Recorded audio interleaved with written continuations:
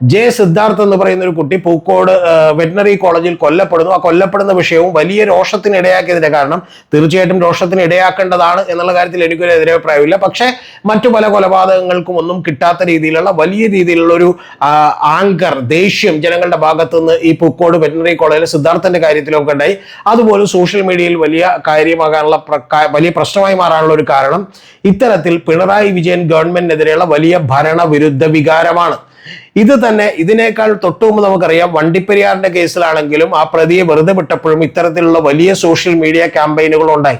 അപ്പൊ ഇതെല്ലാം തന്നെ സൂചിപ്പിക്കുന്നത് ഇതിനിടയിലും നിരവധി സംഭവങ്ങളുണ്ട്. ഇപ്പൊ റോബിൻ എന്ന് പറയുന്ന ഒരു ബസ്, ആ ബസ് വലിയ താരമാവുകയും ആ ബസ്സിന് അനുകൂലമായി ഈവൻ ചില നിയമങ്ങളൊക്കെ അവർ തെറ്റിച്ചു എന്ന് ഗവൺമെന്റ് പറയാൻ ശ്രമിച്ചിട്ട് പോലും ഗവൺമെന്റിന്റെ അതിനിശ്ചിതമായിട്ടുള്ള നടപടികളോട് വലിയ രീതിയിലുള്ള രോഷമാണ് ശരിക്കും ജനങ്ങളുടെ ഭാഗത്തുനിന്നുണ്ടായത്.